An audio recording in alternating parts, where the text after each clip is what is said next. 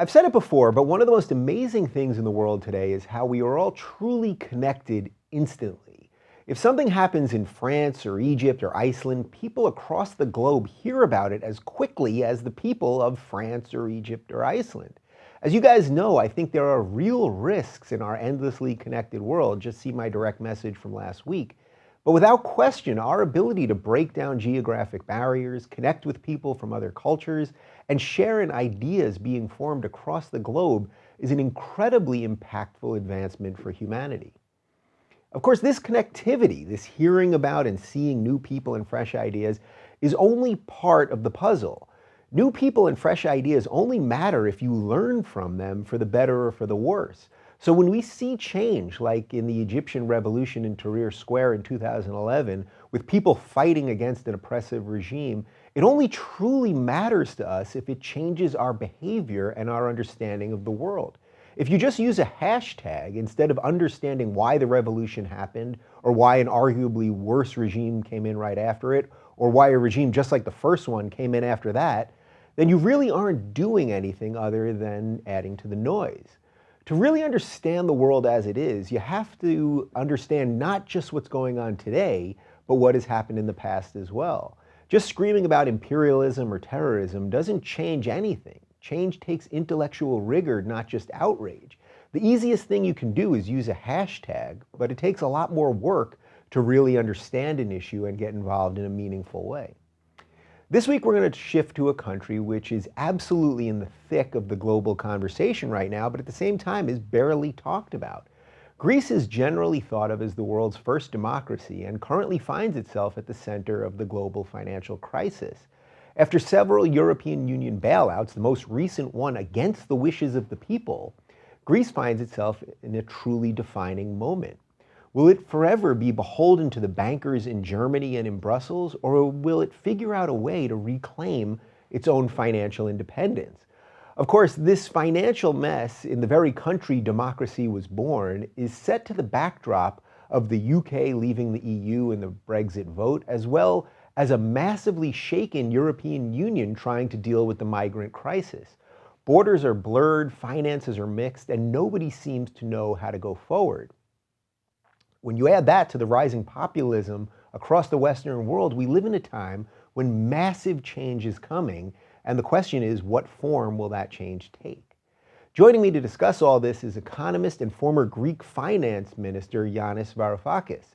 Yanis was instrumental in the fight against taking the last EU bailout of 2015 and resigned his post in the government when the government accepted the money. While his economics are a big mix of influences like leftist Karl Marx, he found himself shifting somewhat right, like not wanting to take the money during the lead up to the bailout, which shows why traditional labels, even in the realm of economics, are becoming increasingly meaningless. In a world where a tweet can cause a market to go up or down, our need to understand how connected we are is getting more and more important by the day. What happens in Greece no longer stays just in Greece. We're an interconnected world that at times seems to be growing faster than we can actually process. If the UK leaves the EU, and if Greece is held hostage by a bailout that it doesn't really want, what's the next domino to fall? And if the EU continues to change, how does that not only affect countries like France and Germany, but the United States and literally every other country on Earth as well? Through this connectivity, many of us are finding intellectual allies in places we never thought that we would have. This is a beautiful thing if we can take the time to understand a bit more about history, economics, and philosophy. Education is truly our only buffer against the mistakes of the past. If history is doomed to repeat itself, let's at least try to make the repeats a little less painful.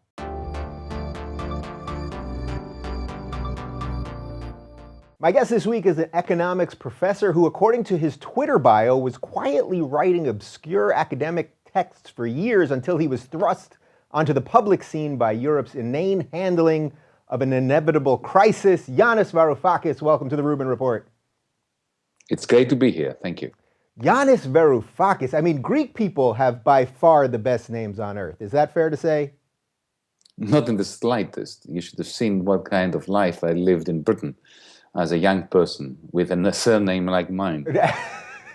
Did they butchered that constantly? Oh yeah, you can imagine. Strategically as well. I'm sure strategically. All right, so you are in Athens right now, and we are Yes. going to do a lot on Greece. And I just mentioned to you before we started, I haven't done much on Greece, even though it's really right in the center of everything happening economically in the world and everything going on in the EU right now and everything else. So, for the people that know nothing about Greece, can you explain why your Twitter bio says what it says? Well, back in the late 1990s, uh, a remarkable experiment in monetary economics took place in Europe. In our great infinite wisdom, we Europeans tried to bind monetarily together very disparate economies without any mechanism for recycling surpluses, for keeping checks and balances in the capital inflows and outflows. Any kind of economic union was eschewed, sort of put on the back burner, while pushing forward the monetary union. And whenever you bind together different economies monetarily, we've seen this with the gold exchange standard in the mid-war period. We've seen it with the various pegs between the United States dollar and various Central and Latin American currencies. We saw it in Europe in the 1980s and early 1990s with the European exchange rate mechanism. When you try to put together, to effectively to fix exchange rates without completing the political union, the fiscal union, the banking union. The banking union being the most important thing. You need to have a single banking sector throughout one currency area. So when you do that, what happens is the first few months, years, resemble, this is an allegory that I use, it resembles invading Russia. Think of Napoleon, think of Hitler. A wonderful beginning. The troops storm across the steppes. Right. It all looks fantastic. It's working. And then at some point, bitter winter takes hold. And it ends up very badly with blood on the snow and so on and so forth. Ask Napoleon. So it's exactly the same thing. What happens is this. In every economy, in every currency union, there are surplus areas that produce surpluses, like California. And there are deficit areas, like Missouri. In Europe, it's Germany and Greece. Within Germany, it's Eastern Germany and Western Germany. There will always be surplus producers and deficit producers.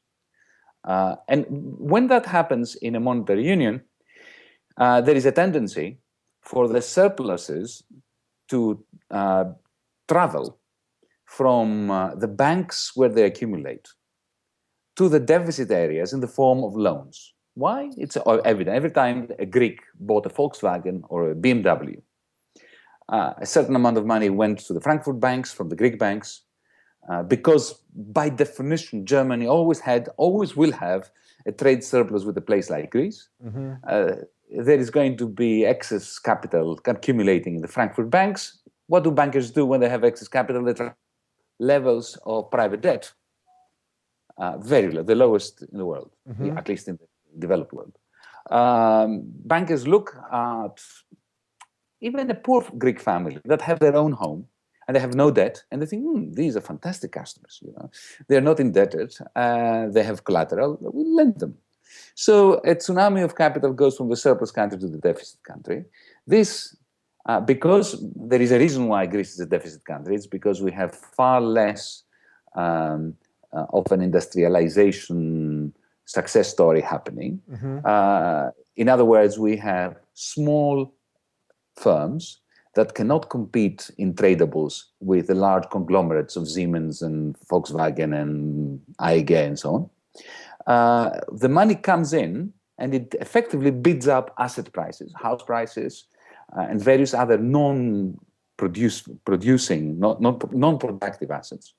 That creates a semblance of growth. People think that, oh my God, my house is now worth double what it was. So they get another loan, they get another credit card. And that means that they buy more Volkswagen. So the Germans are happy, the Greeks are happy. But this is the invading Russia part, when everything looks hunky-dory, when it really is nothing other than a Ponzi scheme. It is a debt-fueled pseudo-growth situation. And then eventually something happens, usually beginning with Wall Street, like it did in 2008, like before that happened in 1929. Whatever the reason is, there is a pin that pricks the bubble bursts. And then what happens? What happens is exactly what happened in the 1930s. The greatest burden of adjustment falls on the weakest of shoulders, the Greek shoulders, the Portuguese shoulders, the Irish shoulders. And then suddenly, the surplus countries realize that they have effectively created a lot of assets in countries that are collapsing. Mm-hmm. But because you have a monetary union, and it's not just a fixed exchange rate, it's much harder than that, because we don't have just a peg between a Greek currency and the German currency. We have the same damned currency. Mm-hmm. So you can't do what Argentina did. You cannot sever the peg and devalue, because you don't have a currency to devalue. You have to create your own currency in order to devalue it. You know, this is like foreshadowing a devaluation a year before it happens. It's you just need to state it to realize the extent of the costs involved and the collapse that would bring. So what happens is the alternative is internal devaluation. So the creditors come here, and this is the crime against logic that was committed in May of 2010. We had the Greek state bankrupt. There was no way it could roll over its debt. It did not have a currency that it could devalue, and it did not have a central bank. So imagine 2008 in the United States. Yeah, imagine 2008 in the United States without the Fed, right? And without the capacity to devalue the dollar even, vis-a-vis the yen, the euro, and so on and so forth. I mean, it's just complete and utter madness. Right. So what did they do? It is quite astonishing. They came to the Greek state and they said, okay, we'll bail you out. But of course, it wasn't even a bailout. Right. What they did was they gave to the Greek state the largest amount in humanity's history, in absolute terms. Remember, Greece is a little pipsqueak of a country. It's a tiny little place, 2% of the European economy. 2%, it's the Delaware of Europe. Right. Yeah? So imagine if the powers that be, the IMF, the Fed, the Treasury, the World Bank, were to descend upon Delaware and give the government of Delaware, of the state of Delaware, the largest sum in human history, on conditions of austerity that guarantee to shrink the income of the people living there. Right. Now, if you are, how old do you need to be to realize this cannot end well? 8, 9? In America, it's a little older in America. We're not that bright. Let's say 14. No, I don't think so. Americans understand bankruptcy Okay. better than Europeans. Okay. They understand bankruptcy. You know what? I think that most Americans understand that you cannot escape a bankruptcy through loans. You know, you can escape a crisis of liquidity through loans, but you cannot escape bankruptcy through loans. Right. Especially when the loans are given. Imagine if Lehman Brothers, Mr. Fouts, went to Hank Paulson in 2008, as he did, and he were to say to him, you know, cap in hand, help me. And imagine if the answer was, I'm not going to bail you out. I'm not going to let you default. Yeah, go bankrupt. But I'm going to give you at 6% interest. 6%. Think 6% interest rate in the middle of the collapse. Right. When interest rates were crashing to zero. Right. I'll give you a loan by which you will make whole all your creditors. And you will get this loan on condition that you will shrink your revenues. You know, I don't think that Hank Paulson would ever imagine of saying that. I know he hated Lehman Brothers, but even though he hated Lehman Brothers, he would never have. This is what happened with Greece. Right. So the reason why Greece is in the news since 2010 is because of this. And of course, the reason why they did it, it's not, they were not idiots. They knew that this was not going to work. But it was an underhanded way of saving France's and Germany's banks, because they had stupidly lent a lot of money to the Greek government. They already had all the toxic derivatives that they had amassed from the other side of the Atlantic. They had already been bailed out by the French and the Greek and the German government to the tune of 500 billion American dollars, the German banks only, a few months before Greece. And then suddenly, another 200, 300 billion would have to be given to them to compensate for the chain reaction that would happen if Greece defaulted, because then it would be Portugal, it would be Ireland, and so on. So instead of doing the right thing, which is to say, okay, let the Greek state default and take the pain of bankruptcy, and we will recapitalize the banks and effectively nationalize them, do a TARP to what happened in the United States. Instead of doing that, they lied to 19 parliaments simultaneously. 19 parliaments, the parliaments of the Eurozone. They said, out of solidarity, we have to help Greece overcome its problems. It was not a case of helping Greece overcome. Right, right. It was a case of helping Deutsche Bank, Societe Generale, Finanzbank overcome their problems without telling the German taxpayers that the Greek bailout was all about their own banks. So, but you see, once you commit this crime against logic, it's like Macbeth. You can't commit a crime, you have to commit a second crime to cover up the first. So that's the second bailout. Now, I was elected and appointed by the Prime Minister, Finance Minister, in order to stop this and to say to them, folks, no more. We're not going to get a third bailout from you, only to extend the crisis into the future, pretending that we have solved it. So that's more or less the story. All right, so you've given me a lot to work with there. So let's back up a little bit and start at the beginning. So when all this was happening, before the Federation came together, before the EU was coming together, before all the currency was being mixed and all of that, were there voices in Greece? Were you one of the voices that were saying, guys, this is not going to work? There were a few voices, but we were drowned out by a cacophony of celebration at the prospect of monetary union. And the reason is that there was just too much at stake in terms of various kinds of profiteering that was being envisaged at the time. There were too many vested interests. And come to think of it, a monetary unification is extremely powerful as a weapon by various powerful forces. So if you think about in terms of German industry, the industry of the exporting, the net exporters, they love the idea of a monetary union because they don't have to worry about constant devaluation, let's say of the Italian lira, which constantly resuscitates the competitiveness of fiat cars, Italian cars. So the surplus countries have an interest in monetary union. But even in the deficit countries, which in the end always end up suffering, there is an interesting class distinction, social class distinction. So if you go to the northern suburbs of Athens, which are the leafy ones, the nice suburbs with the beautiful villas, a lot of tax evading has gone into building them. But nevertheless, these are the rich Greeks. They hated the drachma because every time the drachma devalued, their dollar value of their mansion or their yacht would diminish. So they wanted their own assets to be redenominated in Deutschmarks. Right. And let's face it, the euro is a Deutschmark, right? But they managed, the whole system, the whole establishment managed to even convince the working class, even the labor unions. Think about it. You are a unionist, you spend a year organizing a strike. It's not an easy job to organize a strike. There's a lot of hardship. There's a lot of backlash. The workers go on strike, they lose income. They manage to get a 5% pay rise, let's say. Yeah? And then 2 days later, there's a devaluation, they lose it. Right. So they were also convinced that a hard currency would be good for them. Now, of course, that means that it takes a certain illiteracy when it comes to macroeconomics to be convinced of that. But it's not difficult to see how somebody who sees their hard-earned gains being depleted by devaluation vis-a-vis the Deutschmark to say, I want a Deutschmark. I want to be paid in Deutschmark like the Germans are. Why shouldn't I be there? So when you have this coalition of different interests, I remember when I was writing articles, articulating and expressing my great misapprehension about the euro, I was being treated as an eccentric. And as somebody who had not caught up with the times, who had not understood that there is a new paradigm now of riskless risk, which dissipated, the story.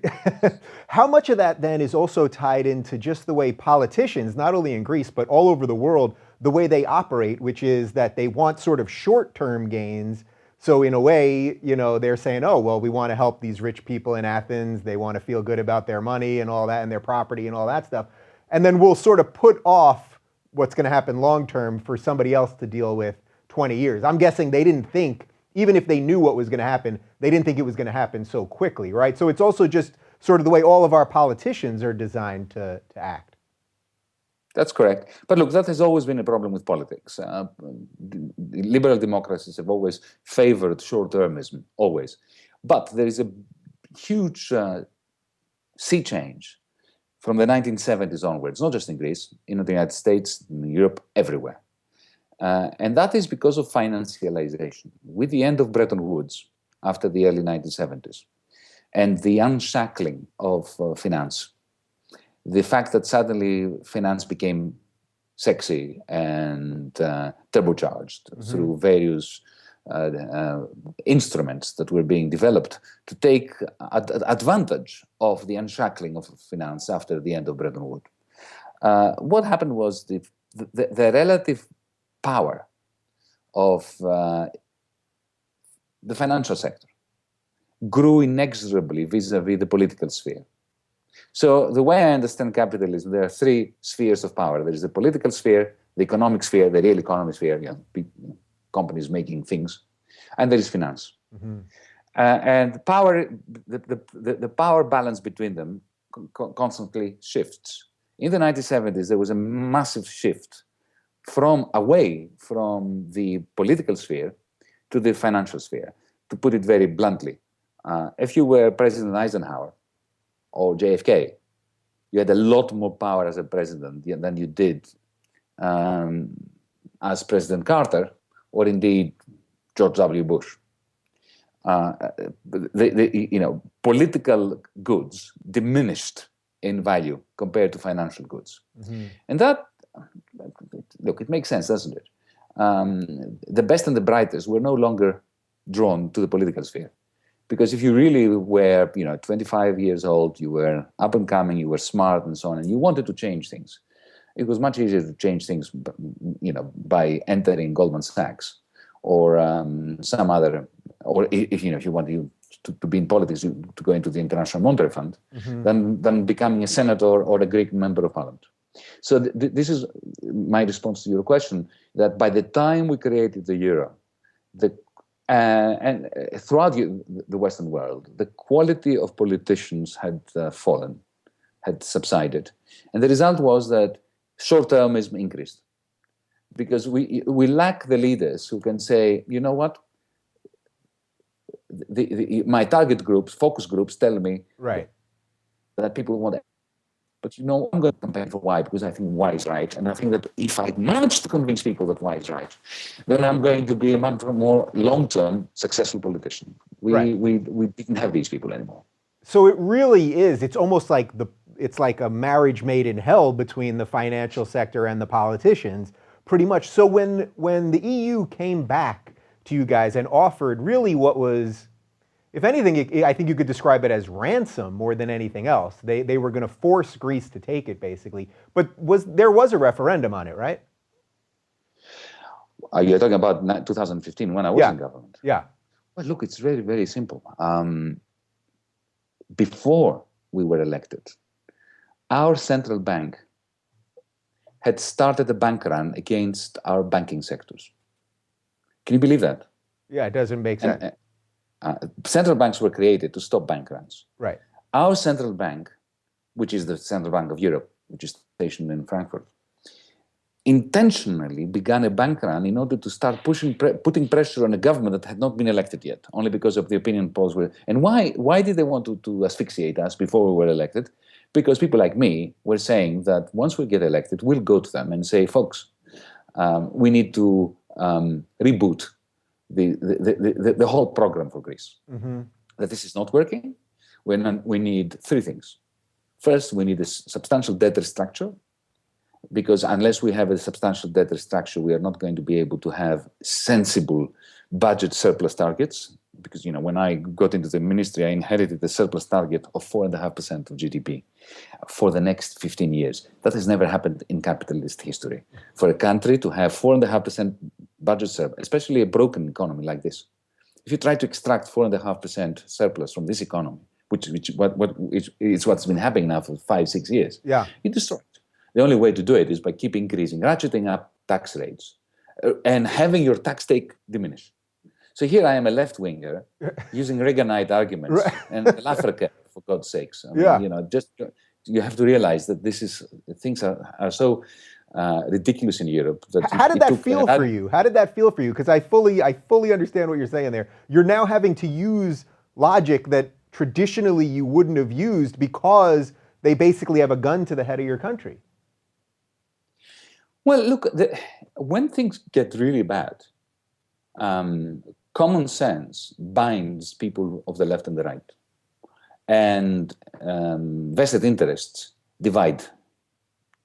That was, even to this day, David, let me tell you what happened to me 3 weeks ago, right? I was where was I? I was in Frankfurt. I was in Frankfurt. I couldn't remember which German city because I travel a lot in Germany these days. Yep. So in the morning, I addressed 600 German bankers. In the afternoon, actually evening, I addressed 1,200 activists, left-wing activists. Wow. Yeah. Why am I telling you this? Because I gave the same speech, exactly the same speech, but verbatim. It was an experiment, and I got a standing ovation both from the bankers and the left-wing activists.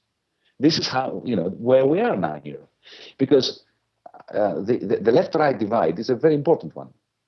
But in a functioning capitalism, in a capitalism which has a degree of vitality about it, and then is a question of the distribution of income between labor and capital, between those who argue that investment needs to be kept up through state intervention, free marketeers who argue that the best thing that the state can do is commit suicide. We can have these arguments, but capitalism has to be functioning for us to have these arguments sensibly. When you are in a situation like we are in Greece today, or actually in Germany, because this is a common crisis, a European crisis, there's no room for disagreement along the lines of left and right. Take my country here in Greece. I'm speaking to you from Athens. Well, there is no conflict of interest. There's no class conflict between capital and labor now, because you have entrepreneurs who are dying, whose companies are bankrupt, well and truly bankrupt. They have no access to banks. Banks do not operate as credit institutions. Demand is constantly diminishing. Tax rates are constantly going up, and they're hanging on for dear life. And they do not want to fire workers. They do not want to reduce their workers' wages, but they can't make ends meet anyway.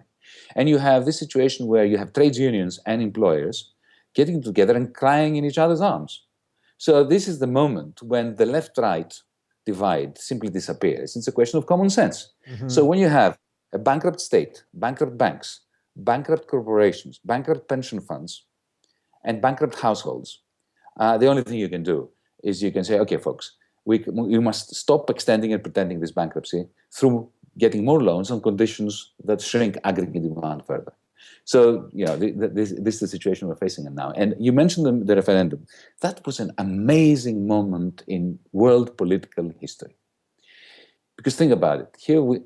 Here I was going to the Eurogroup. The Eurogroup is the finance ministers' informal group that makes all the important decisions in Europe in a completely anti-democratic fashion, but nevertheless, it's where it all happens. Yeah, I want to get to that in a little bit. And I am presenting to them what, I'll tell you, Larry Summers, because he was one of the people helping me. Mm-hmm. I even went to bed with Larry Summers, for God's sake. Not literally, I don't think, right?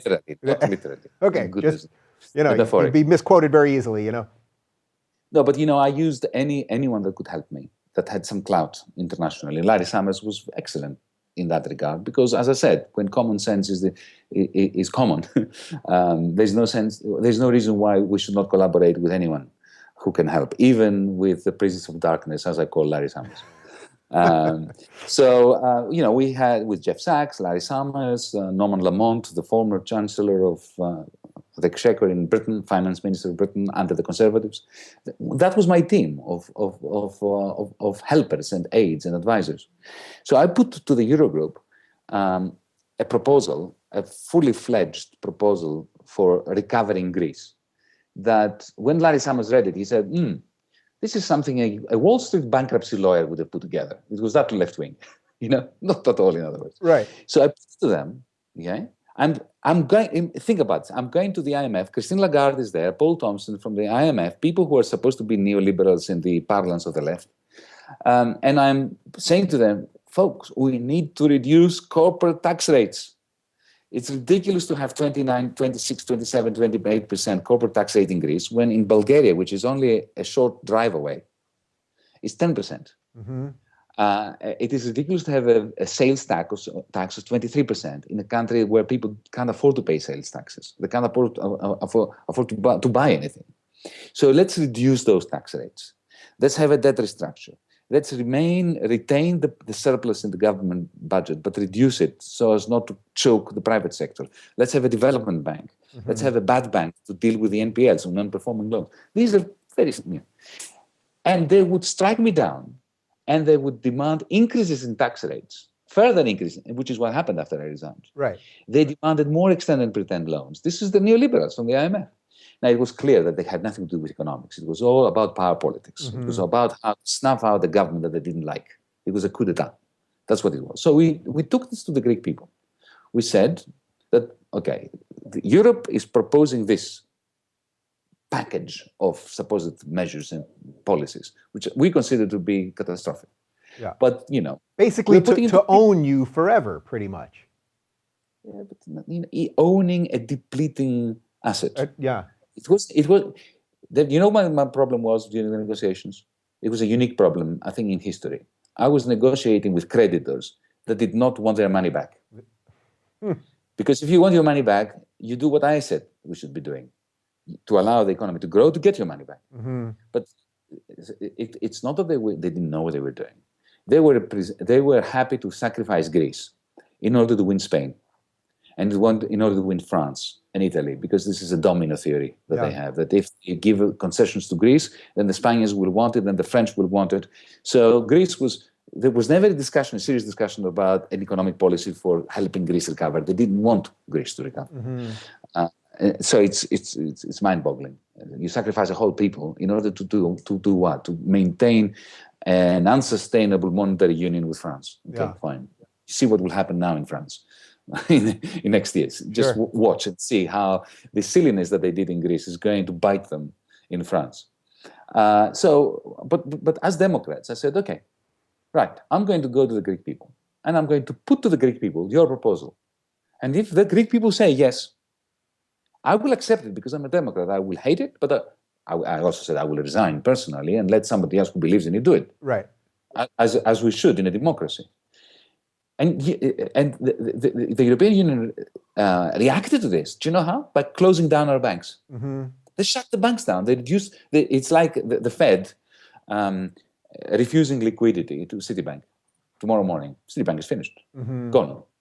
All the ATMs will cease to function. Yeah, right. So this was virtually in the United States. This was like our only moment where we even heard about this, because suddenly for one day there were some videos of Greek people going to ATM machines and not getting out money. We didn't hear anything about any of things that led up to it. That's what we heard about. Then we didn't hear about anything after that. So, and the only reason why they did that was to have a week before the referendum of effectively blackmailing the Greeks, saying to them, vote yes to the Eurogroup's measures, otherwise your banks will never open again. And why am I saying that this was a remarkable moment? We had every single television channel bombarding people with propaganda that they should vote yes to save the country, and that if they vote no, it will be Armageddon. They could not get access to their money. Yeah, I was the finance minister that was responsible in the eyes of everyone for the fact that the banks had shut down, even though it wasn't my doing. It was the central banks against me. But nevertheless, it was on my watch that all the banks closed down. And I had approval ratings of 75% during that week. We would go out on the street and people would lift us on their shoulders. You know why? Because they say, we don't care about our money in the bank. It's a question of dignity. Mm-hmm. You can't say yes to this. It's a moment of truth. It's a moment of liberation. It's a moment of, national sovereignty, after all. You cannot impose upon us this kind of coup d'etat and expect us to yield because we lose our money, stuff our money. And we got 62% of people voting no. Unfortunately, my prime minister on that night capitulated, and I resigned. All right, so 62% of the people say no to this bailout. The policies that you are trying to put forth, people are hearing. They're feeling good about everything you're doing. Then your prime minister, he stepped down, or his party lost, right? No. No? Do I have this backwards prime now? minister. Yeah, what happened was he overthrew his own government, more or less. Not literally, but metaphorically. Yeah. What he did was to say to me in his office that night, once a few hours, a couple of hours after the result came through, and I was celebrating with my wife out on the street, and I walked into the prime ministerial residence, and everybody was glum. Why are we glum? We won. And of course, I knew because it was there was a process leading up to this, and I had a lot more than just a premonition. I knew he was at the end of his tether, and he was about to capitulate. Mm-hmm. But I had expected that the 62%, David, would have revived him, and he would have wanted to honor it. Instead, he was very much down in the dumps, and he said to me, "Yanis, it's time to surrender." He was expecting the yes to win, you see. It would have been a solution for him. He would have said, on the basis of what the people are saying, I'm stopping the fight. And I said to him, look, I spent 2 to 3 hours trying to stiffen his lip, trying to bolster his psychology, and it wasn't working. It was already decided with other people, members of the cabinets, that they would do an internal coup. They would turn the no into a yes. He asked me to stay on. I said to him, there's no way I'm going to sign that agreement, especially after we brought our people out onto the street and we energized them and we made them give us a fantastic mandate. And I'm going to turn that mandate into its opposite by signing to this. No, I don't think that, I'd much rather chop off my arm than do that. And at that point, I decided I submitted my resignation. The next morning, he reshuffled the government, and it was just like a collective lobotomy. My comrades who up until that moment were saying, we're going to be steadfast, we're not going to succumb. They all started sort of chanting the new mantra that they saved the country from bankruptcy. From bankruptcy, in other words, they meant from closed banks, by accepting the last 5 years of extending and pretending. And this is what they're doing to this day. And you can watch them. It's like it's a tragedy. It's an ancient Greek tragedy in the traditional ancient Greek sense of watching good people descend one after the other the steps to hell. Yeah. So I guess when I said your prime minister lost, I guess that's what I meant. He won effectively, but he lost. And then, so for you, I think what the amazing through line is that one of the reasons that I wanted to have you on, and so many people had asked me to have you on, is because they wanted me to do more on left economics. But interestingly, for the half hour or so that we've been talking, really what you're saying is that in a situation like this where reality has really crashed everything, that right economics are more effective. Has this changed the way you generally feel about economics, or do you think that this instance is so unique? But remember, I'm a confused economist on purpose. I believe that if you're not confused, you're not thinking. And I'm an eclectic economist. People concentrate on my Marxism, but I keep saying, and they don't take the first adjective seriously, that I'm a libertarian Marxist. So my influences are just as much Hayek and von Mises as it is Marx and Keynes. Now that sounds strange. How can you have influence from Hayek, Mises, Marx, and Keynes? Yeah. I think that it's the only way of understanding capitalism and being sensible about it. Each one of us, of those thinkers, has given us very important tools and concepts. So Marx was the first economist to come up with the theory of the business cycle, of the boom and bust. Mm-hmm. There was no theory of boom and bust before that. Adam Smith didn't have it. David Ricardo had the theory of stagnation, but no theory of cycles. The idea, when we talk about disruptive technologies, that's Marx. If you read even the Communist Manifesto, it's the way that technology disrupts the social relations of production and creates a new mode of production. It went from feudalism through the steam engine destroyed feudalism and brought in capitalism. In my estimation, robotics, 3D printers and so on will bring the end of what we know as capitalism, bring in some other mode of production. I don't know what we're going to call it. Hopefully it will be a good world to live in, but it will be something very different. Right. There will be no purpose for corporations anymore because the economies of scale will have been devastated by technology. So that's what I learned from Marx. This is crucial for me from Marx. Also the idea there is no such thing as a natural economic system. It's an evolving thing. That's from Marx. Schumpeter got it all from Marx anyway. If you read Schumpeter, who is a doyen of the right, he himself admits that even though his politics were right-wing, his economic theory would not have existed without Karl Marx. When it comes to Keynes, the idea of a coordination failure, where you have a pile of savings, sort of a pile of savings and a pile of debts, and the savings are not invested into productive activities that will generate the incomes that will extinguish the debts. This coordination failure is Keynes, and nobody else has explained it as well as Keynes. Hayek was fantastic, and von Mises doing two things. Firstly, explaining to us the true nature of the market and the true utility of the market. The market is not just a little mechanism for pushing prices to the level of costs. It's a way of disseminating information when information is very, very complicated to disseminate through some central process. The Austrian idea, the von Mises idea, that when you have a bankruptcy, you do not overcome the bankruptcy loans and through taxpayer-funded bailouts. This is one that I think is essential for all of us to understand. So these are my influences.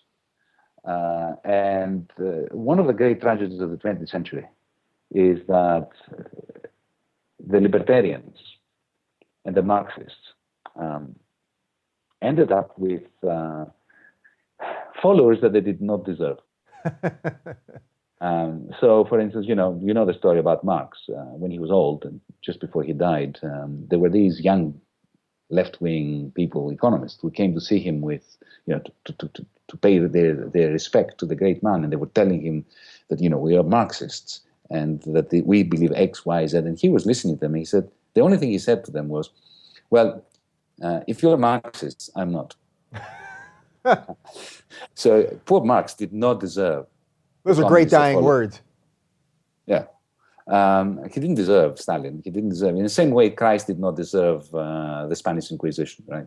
Marx did not deserve the Soviets. Similarly, the liberals and the libertarians do not deserve all those people who speak on their name. Margaret Thatcher, who usurped the notion of free markets and shrinking the state in order to build up the state and make it more centralized and more authoritarian than ever. Mm-hmm. So basically these labels that we use, we need them in a certain way, right? Like you've mentioned a lot of labels here. It gives us a sort of framing of all this, yeah. But we're entering a time where none of it makes sense in a traditional way anymore. Is that fair to say? Look, the world is a very complicated place. So we need different, smart, sophisticated concepts in order to make sense of it. That was never easy.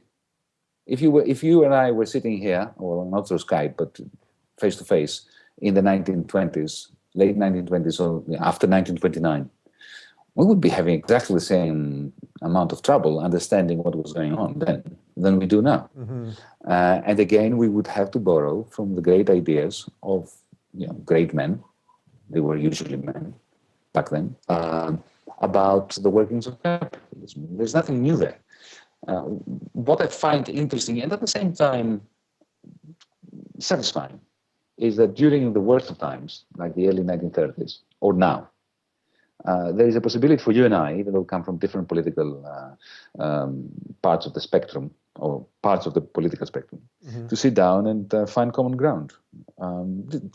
This is a silver lining of a very bad period. Yeah, I mean, and that's very much what I've been trying to do with this show. So I think it's interesting. I think twice you mentioned that this is a type of coup d'etat. Do you really feel that Greece is that there's been a coup? I mean, I think when people think of a coup, we think of a military invasion usually. But do you feel that Greece has autonomy anymore, really? No. The Greek government has less autonomy than a small town in the Midwest. Wow. Less autonomy. The mayor of a small town in the Midwest, in your country, has more autonomy than the Greek prime minister does at the moment. And I've experienced that. And let me give you a few examples, right? The state has already legally, through acts of parliament, forced upon parliament at gunpoint. And the gun was not a real gun, it was the banks. But, I have an expression.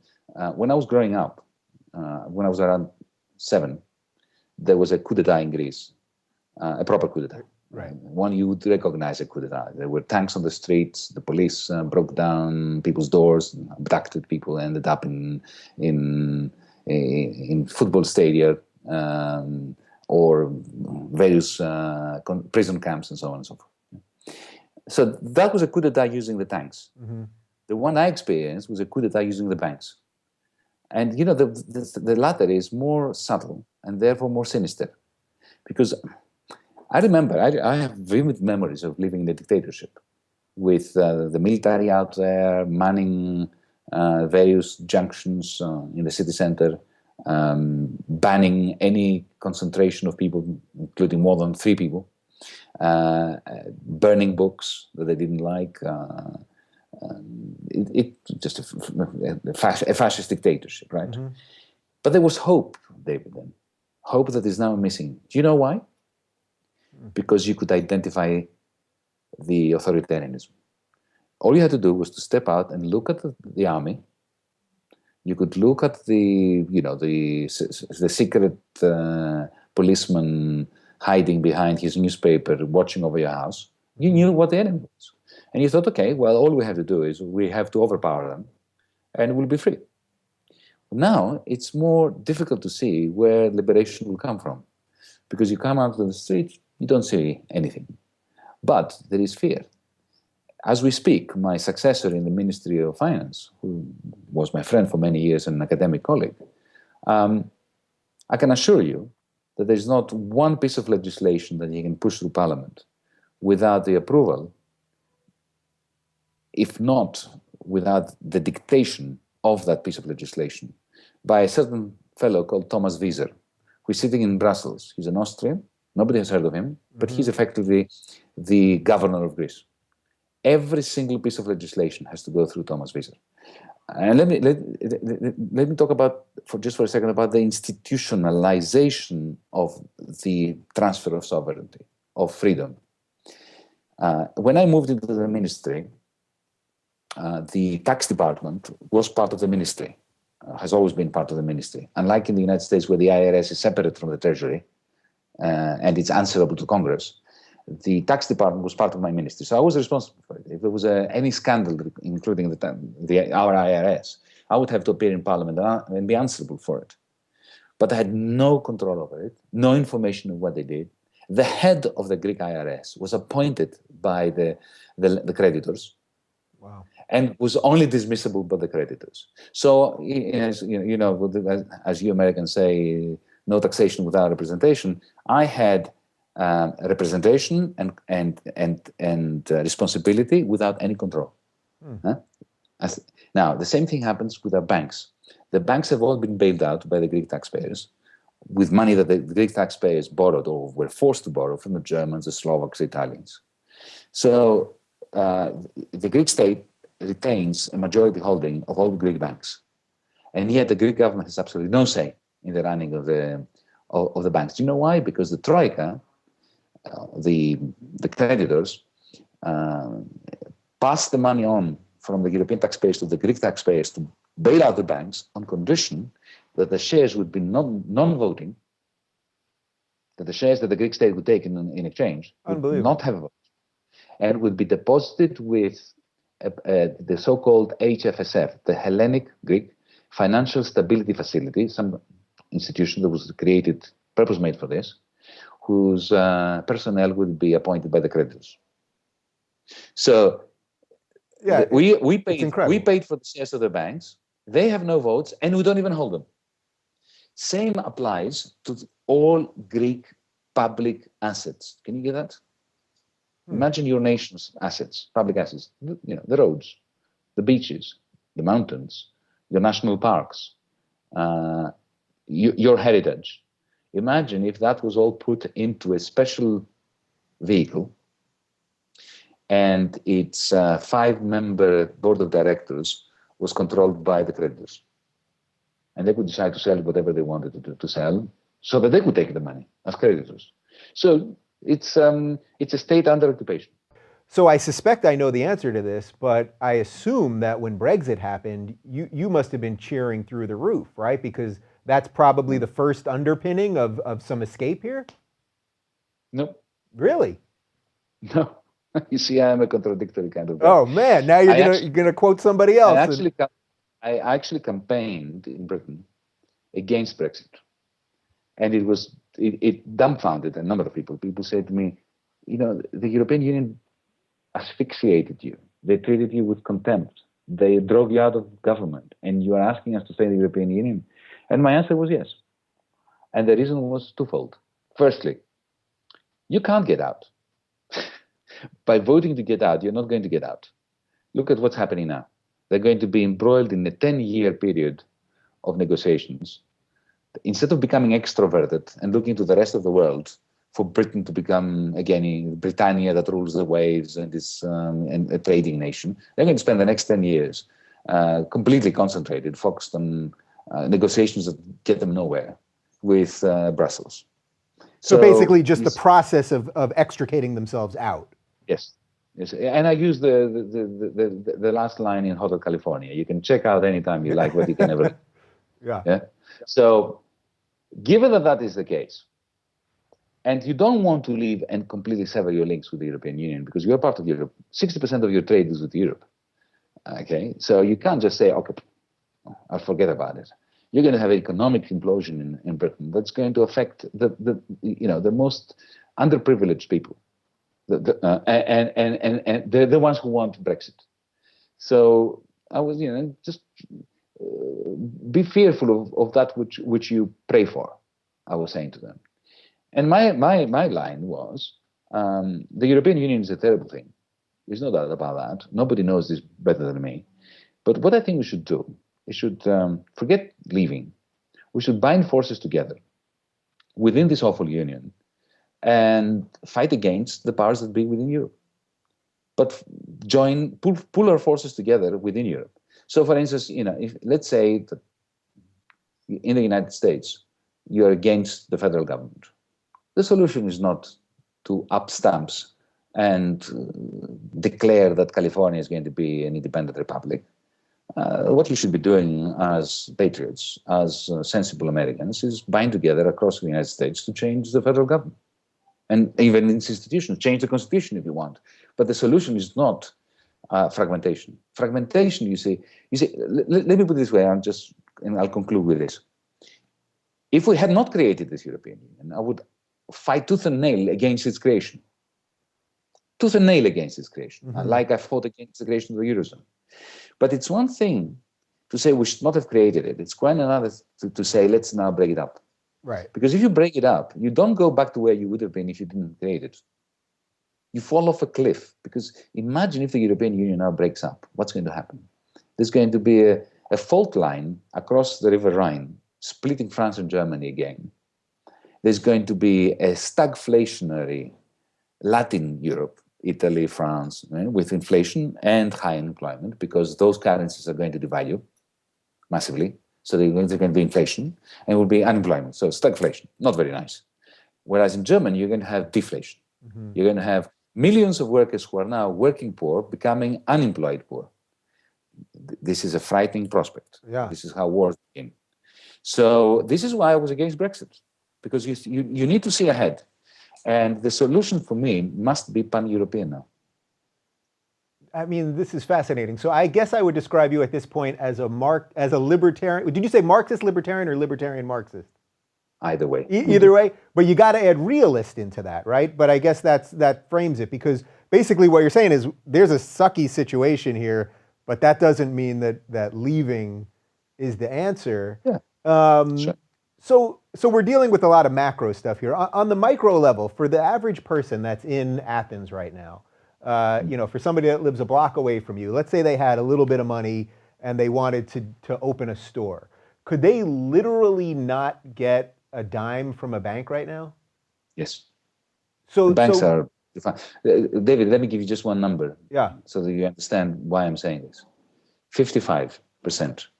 This is the percentage of all loans given out by Greek banks, which are non-performing as we speak.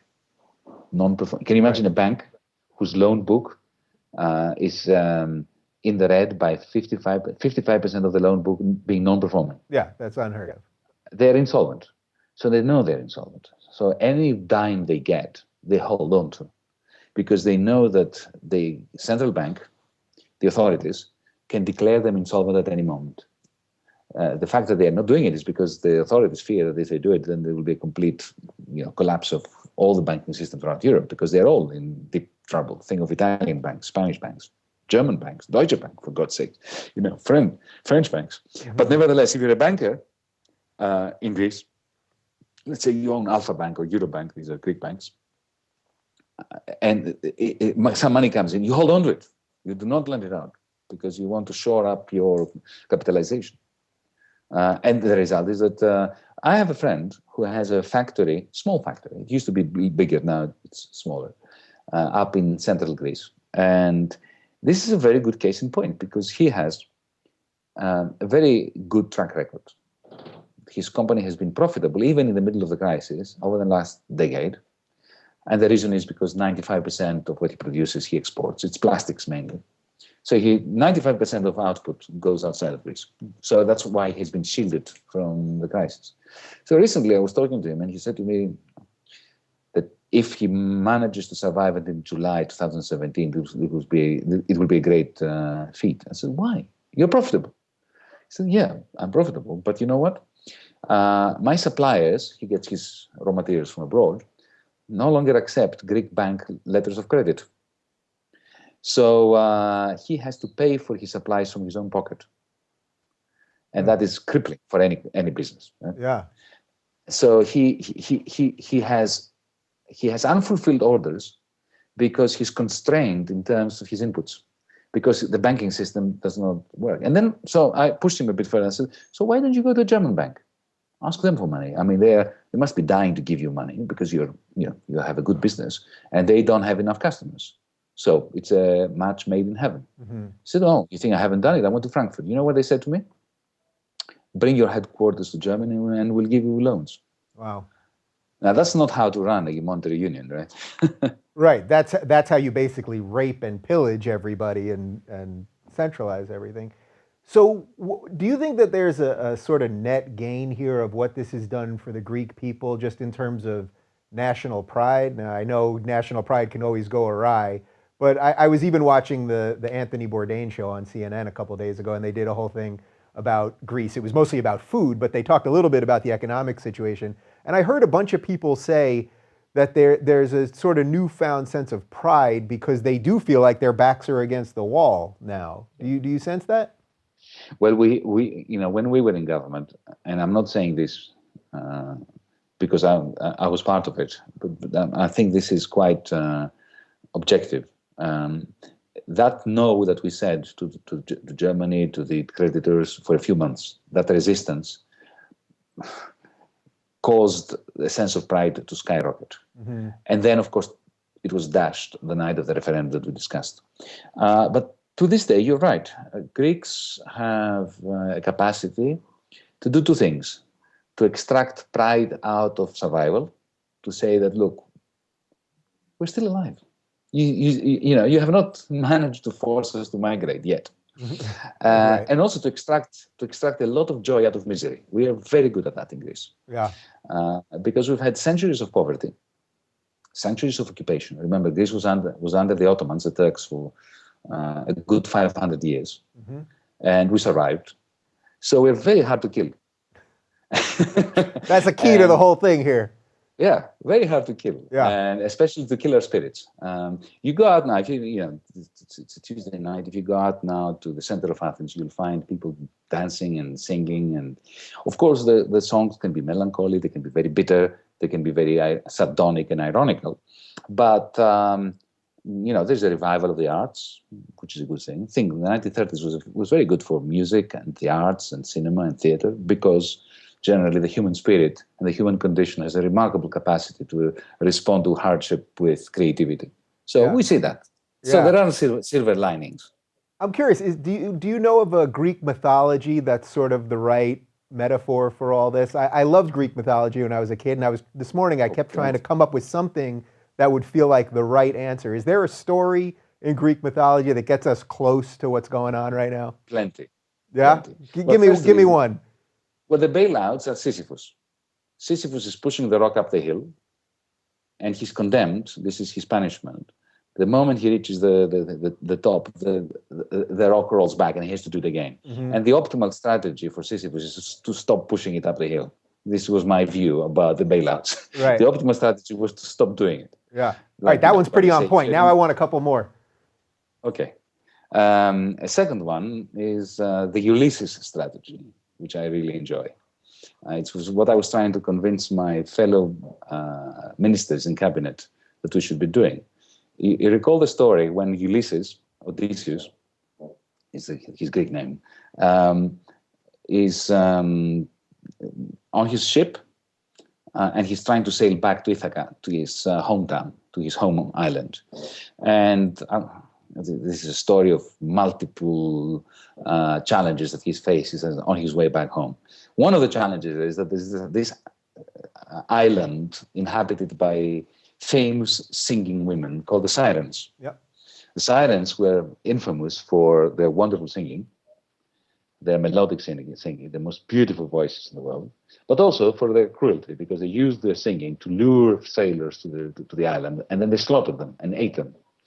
So he wanted to combine, to have his pie and eat it. He wanted to listen to their song and not die. So his strategy was, he asked his crew members to plug their ears with wax so they wouldn't hear the song, to tie him up on the mast and sail past the island so he would hear the song, but not to listen to him at all, not pay any attention to him, to his gesticulations and, his protestations, let me out, until they were well clear of the island. So I was saying to my colleagues, this is forget the siren song. If you want to listen to it, we have to tie ourselves up on an imaginary mast, which must be a commitment not to take another penny from Europe until our debt is restructured and to have a sensible fiscal policy. Because if we take any money, this is like succumbing to the siren song. So that's another one. And finally, yes, I'll give you three. Yeah. Three is a good number. The story of Antigone. Antigone was a young princess in Thebes. She was a tragic figure. Her two brothers were they were involved in a civil war. They were fighting amongst each other as to who would become king. And the result is that they both died on the battlefield. The sitting king of Thebes, who was Antigone's uncle, decided that one of them was in the wrong, one of the two brothers, the one who had attacked the city in order to claim the throne from his brother. And therefore, whereas his brother would be given full military honors and a wonderful funeral, the body would be left to rot and to be eaten by jackals on the battlefield. And Antigone, who believed deeply and religiously that it doesn't matter at all what you think about a man's deeds, everyone deserves a proper funeral, she defied her uncle, the king, and buried her brother, the result being that she was executed.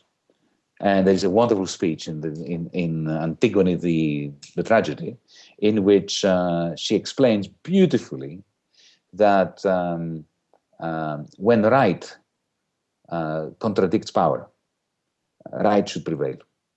So, there, three stories. All right. I love, that's a perfect way to end this. I hope that next time we can do this in person, because as I told you before, I'm overdue to visit Greece. Where's the best spanakopita in Athens? Oh my goodness. You'll find a lot of good spanakopita. You don't need to go to one place, but there's a place around the corner from where I live. Yeah. All right, fair enough. You don't have to actually say that while we're on air. All right. Well, it was a pleasure talking to you, and it's a mess, but good luck, I guess. It is a mess, David, but at the same time, it's a mess that we all find ourselves in. The only reason why Greece matters is because it's indicative of what is wrong with our world at large. Greece should not matter to people in America and so on. Matters to people in Greece. But it is interesting that the denial of the establishment to deal with what it is in the end, a simple to solve problem of financial engineering and some fiscal policy. Their denial to do it is a political failure, which I think reflects the reasons why all our countries, in the United States, in Europe, the whole world is in trouble, because we have a scandalous political failure. Absolutely. Well, it just combines so many things that I'm talking about all the time. And it's been a pleasure talking to you. And for more on Yanis's work, you can go to his website, which has a ton of his articles. It's a great site. It's yanisvaroufakis.eu, and we'll have the link right down below. Yanis, thanks a lot.